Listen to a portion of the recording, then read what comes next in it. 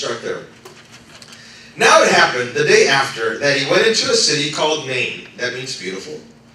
And many of his disciples went with him, and a large crowd. Now notice what it says right off the bat. It says many of his disciples went with him. That tells me not all of them did. Many went, but not all. You see, just because everybody's following you doesn't mean they're with you. Just because somebody's around you doesn't mean they're with you. Doesn't mean they're for you. They just mean they're around you. But sometimes what happens is these guys have been traveling for so long with Jesus that they saw healings. And so sometimes we get complacent because, you know what, I've already seen it in a lot of people. I don't think I have to go to this next city. I can just stay home and rest, catch up on what's happening around the house. So I don't have to go to the next city. But see, they may have seen healings before. But going to the next city, Jesus was about to raise a person from the dead for the first time. Amen.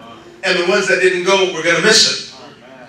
So don't get complacent thinking that, you know what, I've seen it. It's happened like that over and over and over again. Because it's the day that you miss that God's going to do something great.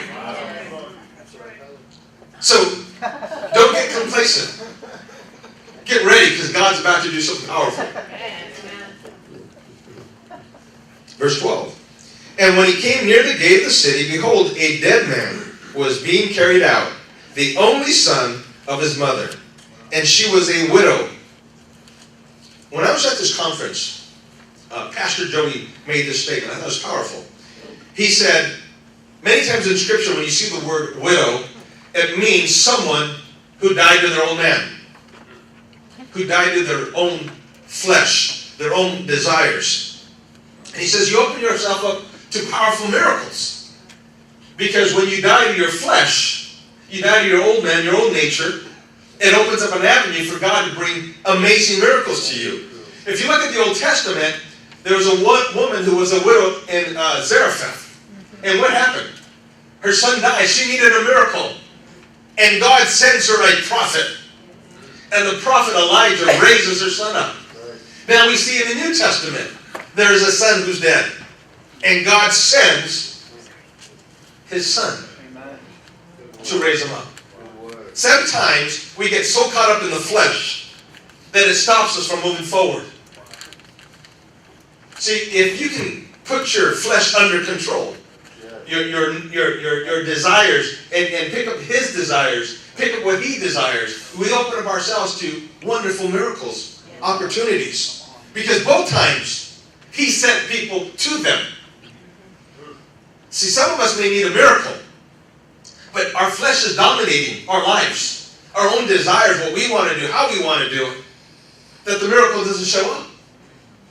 But see, when we put everything we have into Jesus, and our old nature, our old man, doesn't mean a thing. Amen. Look out, because someone's coming with your miracle. Come on. Good. Verse 13. And when he saw her, well, you know what it says? It says, and a large crowd from the city was with her. You know, as large as that crowd was, nobody could do for her what she needed. Didn't matter how many people were around her. They couldn't do for her what she needed. She needed her son back. She had lost her husband, and now she had lost her son. Now she's almost, or if, and she might be, without hope. Probably is without hope. No husband, no son. Where am I going to live? What's going to happen? All right? Everybody in that crowd was not a candidate to help her. They couldn't give her what she needed. Can you bring me down a little bit?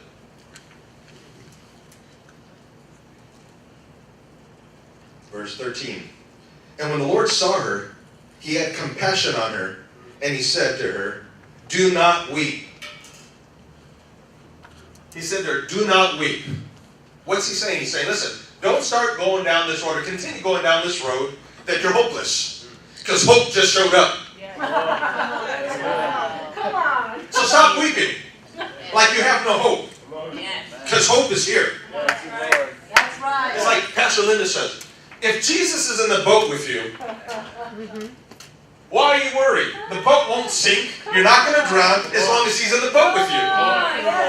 So Jesus said, stop weeping like you don't have hope. Hope is in the room now. Hope is in the room. He comes in and he's hope. He's bringing life. He says, stop. It's over. I just showed up. That's right. Come on, as long as Jesus shows up in your life, you have hope. Yes. Things are about to change. Yes. Then he came and touched the open coffin, and those who carried him stood still. And he said, young man, I say to you, arise. So he who was dead sat up, began to speak, and he presented him to his mother. Then fear came on him, on all of them, and they glorified God, saying, a great prophet has risen up among us. Why did they say that? Because the only people they ever knew who raised people from the dead were the old prophets. God has visited his people, verse 17. And this report about him went throughout all Judea and the surrounding region. Say, it ain't over. It ain't over. Till Jesus says it's over. Till Jesus says it's over. It ain't over till Jesus says it's over. Yeah. See, when I was a little boy, I used to love wrestling. In fact, I made my mother and grandmother make me this wrestling mask. And I used to put it on. I don't know how many people would watch wrestling. So when I was a kid, we used to go to wrestling matches. Okay? I even remember the phone number we used to have to call to get reservations. Brisbane 95171. I remember that. And I remember where we used to sit, because we sit in the same place all the time. We used to get seats called lower balcony, row A. And the reason we sat in the lower balcony is because you can see everything from there. Wow. There's nothing they can hide anywhere. You can see everything. So we get these tickets. So I used to love going to wrestling. In fact, I used to get my pillow. And I used to flip it over and jump on it on the bed and bang it and kick it and go off the wall and jump on it and hit it and win the match.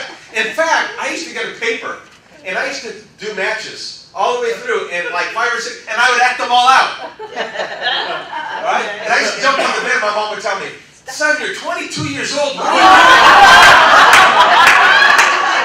I was about 8 or 9, but we used to do that. In fact, my friends and I would get together because we like wrestling, and we would get together and we would choreograph these wrestling matches, and we would decide who was going to win, what was going to happen, how it was going to work out, and then we go to the neighborhood kids, the 5-year-olds, and the 4-year-olds, and then we sell them tickets. And so we built a ring in my backyard, and we sell 5 cents, you got a front row seat. 2 cents with general admission, you sit anywhere you want. And so what we would do, we would go to McDonald's, and you order French fries, and they give you the little ketchup bags. And we take the ketchup bags, and we get somebody in a headlock, and then we act like we were biting them, and then we squeeze the ketchup, and they act like they were bleeding, and we would do this. And it was fun. We enjoyed doing it, right? Not anybody. And Nina's laughing like she probably did the same thing. But we would do this all the time. And I remember going to these wrestling matches, and we had a neighbor, and he would tell us all the time, that's phony. That's not real. That's not happening. And all the time. So my dad told him, one day you just need to come with us. We get free tickets sometimes. You need to come with us. And he goes, okay, when you get free tickets, I'll go with you. And so we got free tickets one day to go to because we still go to Olympic Auditorium. I don't know if you all remember. But we had tickets this time to go to El Monte Legion Stadium. And so we took him. And so for a couple of weeks, he would watch wrestling on TV just to get an idea of it, and really watch. And he kept telling us this is bad. So we're driving to El Monte Legion Stadium to go to wrestling. And all he kept saying was, this is phony. This isn't real. And we go, we know. And he goes, but it's funny. He goes, yeah, but it's phony. They're not really hitting anybody. They're not really hurting anybody. And my dad said, just watch. Just come and watch. And so we're driving, we're getting there. And there was a guy by the name of Freddie Blassie, who was a wrestler. And Freddie Blassie would always do this thing. He would spit on the ground, and then he'd go, "Tooey on the Mexicans." And the reason he would say that is so that they can insinuate all the Mexicans in the area, and they would all come out to see him and throw stuff at him. And so obviously we didn't like the guy, right? So we show up, and so he's wrestling that day. So our neighbor's with us, and he knows about him, right? And he goes, is this Blassie guy going to be there? I go, yeah, we think he's going to be there. And so he watches the first match, and you can see he's starting to get a little into it. The second match, he's like into it. He's getting up and he's yelling and stuff. And so me and my dad are laughing at him, right? And then I tell him, in the next match, Freddie Blassie's going to wrestle. And he goes, really? And so what they would do is they would put ropes up along the side, keep everybody out, and then the wrestlers would come down the middle and go in the ring so they wouldn't be disturbed, right? But you could throw stuff, I mean, you couldn't, I mean, you shouldn't, but people would throw stuff at him, right? So he gets up and he goes to the front. And my dad goes, I wonder where he's going. So my dad follows him, and he goes to the front. And so I decide, well, I'm going to go to the back, because in the back is where the wrestlers first come out, so I was standing back there. And Freddie Blassie comes out, he's walking, I go, man, he's bigger than I thought he was. And so he's coming out, and he's going through there, and when he gets towards the front of the ring, there's this commotion that's happening. And all these people are screaming and all this stuff's happening, right? And I couldn't see what was happening, so I went back to my seat. I sit down, and a little while later, my dad's walking in, and my dad's coming in. Behind my dad is my neighbor, but I can't see my neighbor because my dad's bigger than him. So my dad's walking in, he comes over, and my dad passes me. I look over at my neighbor, and there's blood all over his shirt. His mouth is busted open. So I look at my mom, goes, what happened to you? And he goes, Freddie Blassie hit me. And I'm thinking, so is this really phony? Do you think this is phony? Did he really hit you? And so he's full of blood, right? And so he goes towards the ring and tries to challenge Blassie to a match. Because back then, we didn't sue anybody in those days. So he wanted to challenge him to a match. But I got over wrestling for a bit of time. But when I became about in my 20s, I started watching wrestling again. And there was a guy by the name of Hulk Hogan. What you gonna do with the 24-inch python for a while done, you? Anyway, so I used to watch wrestling. Well, Hulk Hogan was wrestling this guy named King Kong Bundy. Yeah. Big dude. And he would get people in headlocks, Bundy, and he would put him in such a strong hold that he would knock him out. Wow. And the referee, when he had him in a hold, the referee would pick up the guy's arm and he'd drop it like that. And he had to do it 3 times. And if it was the 3rd time he came down, you were out. That was it. And so it was a big match, and all the people are screaming. And Bundy gets Hulk Hogan in his headlock, and he has him. And everybody's going, no, Hulk, come on, no, Hulk. And you hear, people yelling in the crowd. I'm watching on TV. And so the referee looks at Hogan. Hogan's like this. And so he picks up his arm. He goes. He picks up his arm a 2nd time. Then he picks up a 3rd time. He keeps his arm and he goes. It ain't over. That's right. And Hogan would break out of this thing. Yes. And he'd start doing this thing. And he beat the heck out of Bundy. But I realize sometimes you guys feel, and I know I feel like this, the devil has you in such a headlock that you think, hey, this is over. Yes. This is over. And the ref's doing this to you. Yes. But there comes a time when you need to go. It ain't over till Jesus says it's over. Come on, raise your hand and do this. It ain't over till Jesus says it's over. Go over to Mark chapter 5.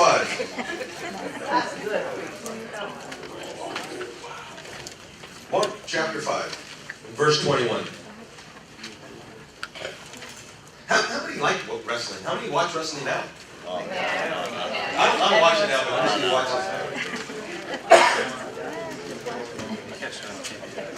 it. Mark chapter 5, let's begin in verse 21. Come on, do one more time, go like this. It ain't over till Jesus says it's over. Now when Jesus crossed over again by boat to the other side, a great multitude gathered to him, and he was by the sea. Verse 22. And behold, one of the rulers of the synagogue came, Jairus by name. And when he saw him, he fell at his feet. So this morning, I want to invite you on a journey with this guy named Jairus. All 3 of him. I said all 3 of him. Because we see his name as Jairus, the man. God bless you. But then it says he's ruler of the synagogue. That's his religious self. And And then later we're going to find out he's a daddy. Uh-huh. And so we're going to take a journey with him because the destination is great. But in the Bible, you learn so much through the journey. And Yes. so we're going to take a journey and learn some things as we go through this journey.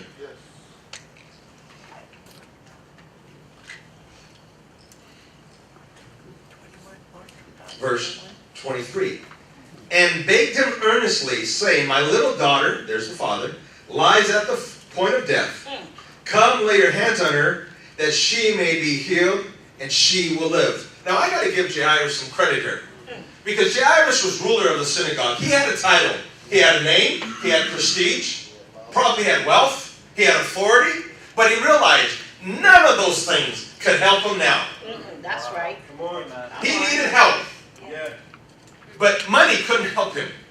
His title couldn't help him. The fact that he was a ruler of a synagogue couldn't help him. Yes. And he realized, I need help that I can't get outside of who Jesus is. That's right. Yes, sir. Religion can't give me this help, but a relationship can. Yes.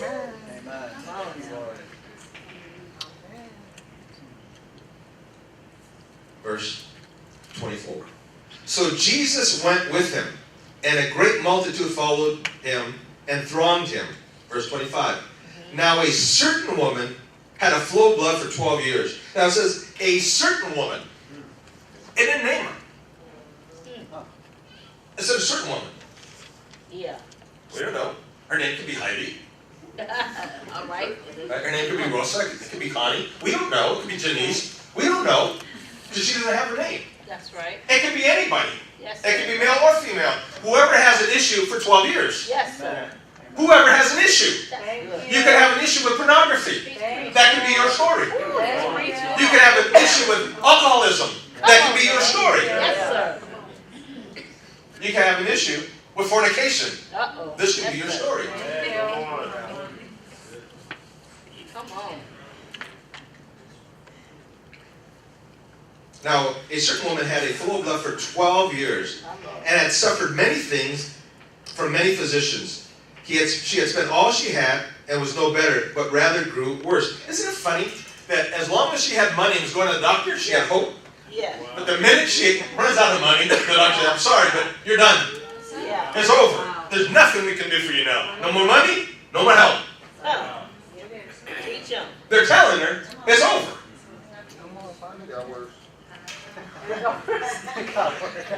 It got worse. They get better. It got worse. Now, That's true. when she heard about Jesus, when she heard about Jesus, oh, you're saying it's over, but it ain't over till Jesus says it's over. She heard that Jesus just raised a young man. She heard about Jesus healing people. And she said, I can get to him. It ain't over till Jesus says it's over. Yes, sir. Come on. A doctor may say something to you, Yes. but you know what? It ain't over It ain't over. till Jesus says it's over. Yes. A judge may bring a verdict down on Yes. you, but you know what? It ain't over till Jesus says it's over. Come on now. Woo. Don't matter what people say. Yes. It ain't over That's till right. Jesus says it's That's over. right. Thank you, Lord.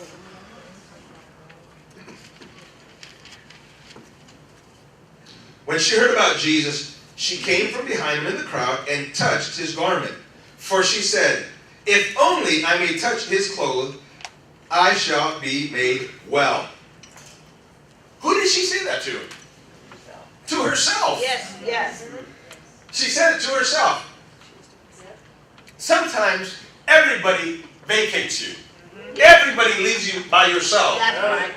There's going to be times when you have to pray for you. Yes. There's times when you have to declare something over yourself. There's sometimes you're going to have to stand up for yourself. She said to herself, it ain't over till Jesus says it's over. If only I can touch the hem of his garment. In the original language, it meant she says it over and over and over again. Because she's going to have to do something to get that healing. She was going to have to break the law. She wasn't allowed to touch a priest or rabbi. another person. She was unclean. So she had a choice. Do I obey my religious self? Wow, come on. Or do I fight through my religious self and get what I need?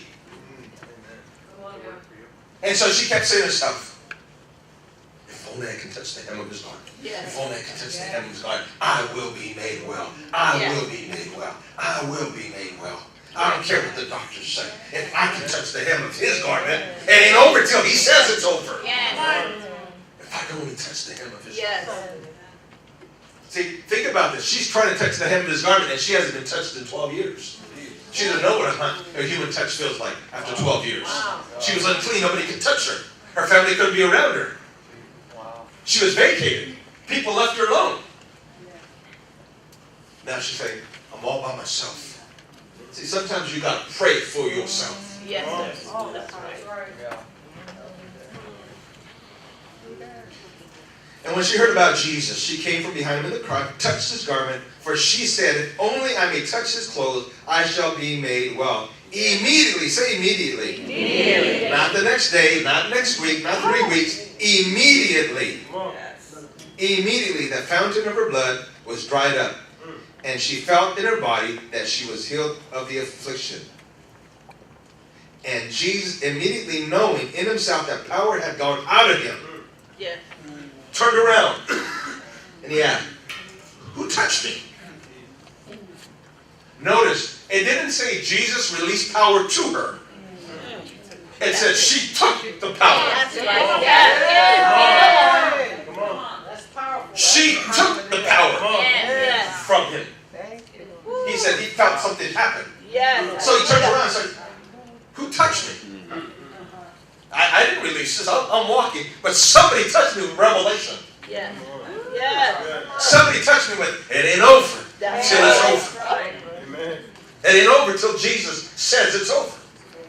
And so she pulls it. She yanks that virtue out of her to get healed.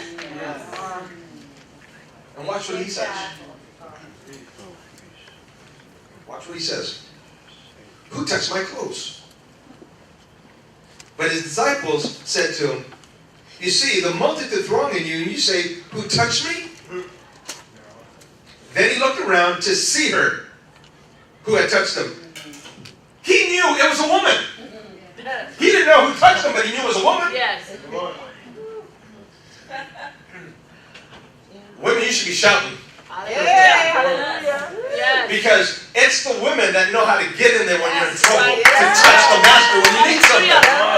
He knew it was a woman. He was surrounded by men, but he knew it was a woman who touched him. She pulled virtue out of him. Jesus. He said, who touched me? That was an indictment against the disciples that were around him.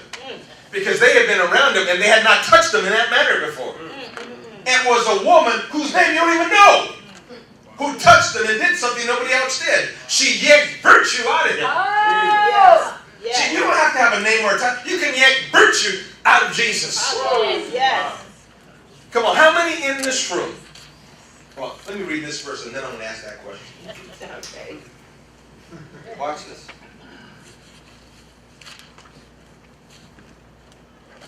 Then he looked around to see who had done this thing. But the woman, fearing and trembling, knowing what had happened to her, came and fell down and told them the whole truth. Watch this. She thinks what she did was illegal. Wow. That she didn't have a right to the healing anymore. For the first time in her life, in 12 years, I say, the first time in 12 years, she is totally healed. Feeling good. Feeling totally well. And now she's thinking, I'm going to have to give it back. Wow. Because I stole something from him that he did not give to me. So she's trembling and fearful. Now watch this. But watch what he says. And he said to her, daughter, your faith has made you well. Go in peace and be healed of your affliction. When he told her daughter, he was saying, you're in covenant with me. You have a right to pull it out of me. Yes. You have a right to take what's yours. We're in covenant. He called her daughter. How many daughters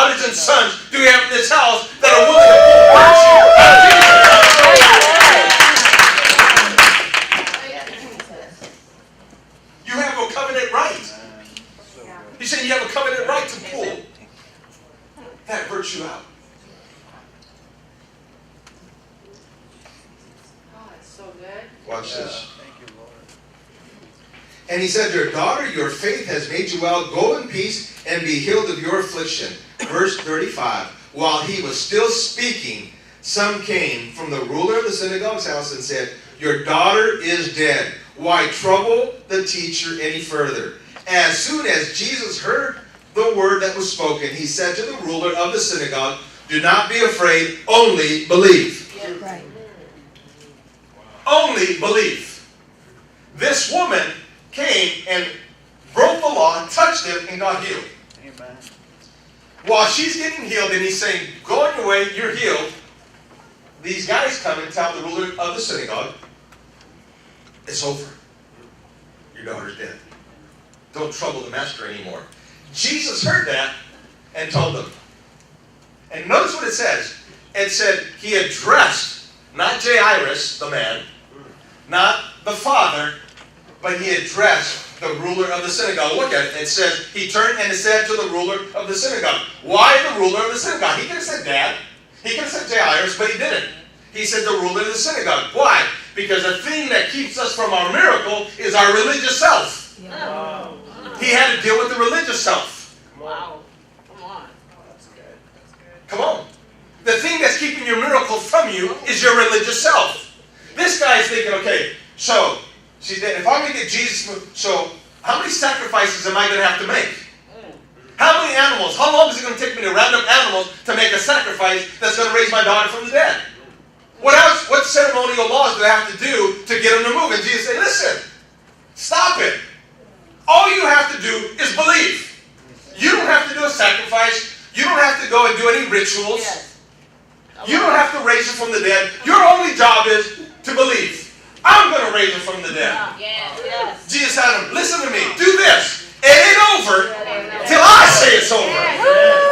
All you have to do is believe. Yes. Amen. All you have to, your only job is believe. I don't care what you're going through. I don't care what's attacking you. I don't care what's happening. All you have to do, your only job is to believe. Well, I don't know if I prayed long enough. I don't know if I fasted long enough. It didn't say that. All he said was, all you have to do is believe. Well, I don't know, if I gave the right amount of money. I don't know if I gave him the last offering. It didn't say that.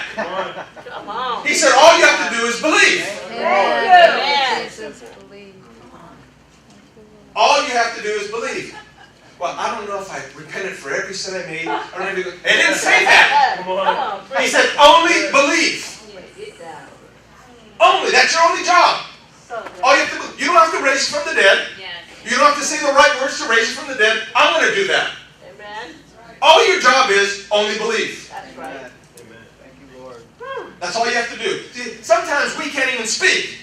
Yes. We're caught up and overwhelmed with a lot of things, and all you have to do is this. Amen. Yes. Just do this. If you can't say a word, say this. Okay. Do this. Yes. Verse 37. And he permitted no one to follow him except Peter, James, and John, the brother of James. So, Elder Ron, during the communion, referenced those three guys. Yes. Watch this. Wow. Why did Jesus pick those three guys? Peter was going to cut someone's ear off. The soldiers. James and John are called the sons of thunder. Right. Yes. These guys did prayer whispering. No, they were loud. Yeah. Jesus went and got the rowdy guys. Because they're about to step into a dimension that causes big time warfare. Death. Right. Yeah. So Jesus didn't go get, okay, just pray over yourself. No, let me get the rowdy guys.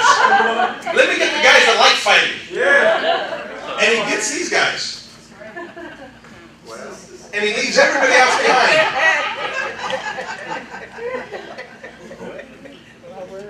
Then he came to the house of the ruler of the synagogue and saw a tumult and those who wept and wailing loudly. Verse 39. And when he came in, he said to them, why do you make this commotion and weep? The child is not dead, but sleeping. Verse 40. And they ridiculed him. Watch this. But when he had put them outside, see, that's our problem sometimes. When people start, you tell people what you're going to do and they're negative, you leave them there. No, put them outside. like Jesus did. Now, you know what? It's time for you to go. Hasta la vista. Ándale, cahueras. You know? You need to tell them, I'm sorry, but you got to go. I don't need any negativity in here. We were at a hospital one time. Me and Pastor Linda went to go pray for this girl, and they wouldn't let us both in, so she had to go up, and I had to sneak up. But she got in the hospital, and they had said this girl was going to die in 24 hours. Well, at past 24 hours, she's still alive, but they're waiting for her to pass away. Pastor Linda walks in there with the mom, and she says, "This is my daughter," and the nurse is there. And Linda goes, "Well, we're going to pray for her, and God's going to raise her up." The nurse goes, "Oh, you know what? She only has a few hours to live." Linda looks at the nurse and goes, "Get out." And she goes, "What?" She goes, "I don't need you in here. Get negative out." And Linda threw the nurse out of the room. Praise for that girl, right? And that girl's still alive. Thank you, Jesus. But sometimes you just got to throw people out and say, "You know what? I'm sorry. This negativity don't work here. You know, it's over." No, it ain't over till Jesus says it's over. Come on. Then he took the child by the hand and said to her, "Talitha kumi," which is translated, "Little girl, I say to you, arise." Now, Jesus is a rabbi. So he would have a prayer shawl, a talit. And honestly, they'd have these tassels that would hang down, and they'd have like 8 strings and 5 knots on them. And they're called tzitzits, and the numerical number in Hebrew of tzitzit is 600. Plus, think about 8 strings and 5 knots, that's 13. 613 do's and don'ts of the Torah. Wow. On the side, they had a slit where the rabbis would take the word, roll it up, and put it in there. These little scroll things, and put it in there. On the side of that slit, that thing was called a wing. The Bible says that the Son of Righteousness would rise with healing in his wing. When the lady with issue of blood grabbed a hold of him, she grabbed a hold of the word and pulled virtue out of it. And Jesus said, "Who touched me? Who touched my clothes?" She grabbed a hold of the word. Yes. You can pull virtue out of the word, and Jesus will say, "Who touched me?"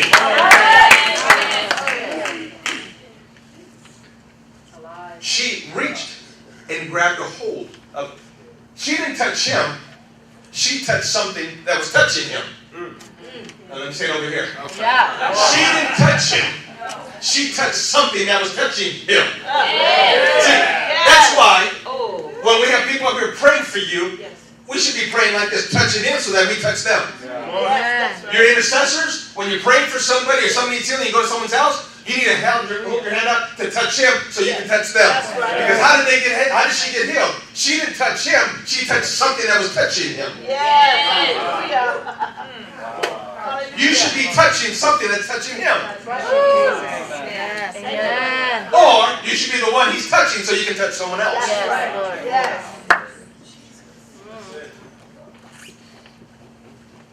Thank you, Jesus. I'm going to end right here.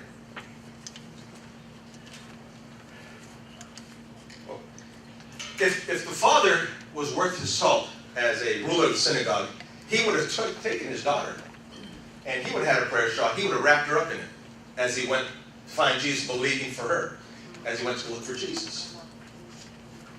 So when Jesus walks in, he would have saw her wrapped up in the prayer shawl, which had the word in it. Yeah. So he says to her, "Rise up," to the little girl. "Rise up, little girl," wrapped up in the word of God.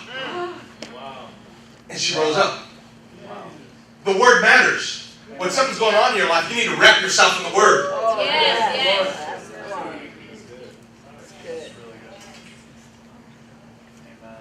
Immediately, not 3 days later, immediately the girl arose and walked. For she was 12 years of age. And when they were overcome with great amazement. But he commanded them strictly that no one should know it, and said that someone should give her something to eat. I'm going to end right here.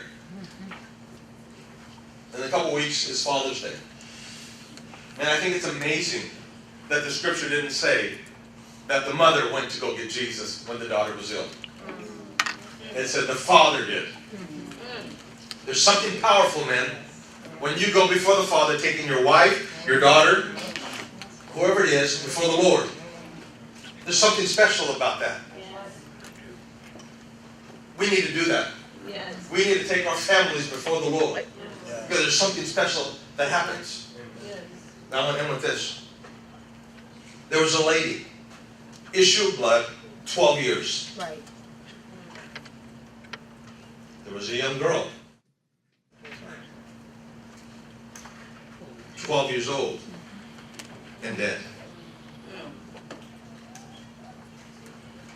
When this lady's issue began, this girl's life had just begun. She was born. I believe that this lady with issue of blood represents the old covenant. I believe the young girl on this side represents the new covenant. The lady on this side had an issue of blood for 12 years. She was dying. She was hemorrhaging blood and couldn't get well. The Old Testament had old animal sacrifices, hemorrhaging blood, and they couldn't fix a thing. Come on. That's right.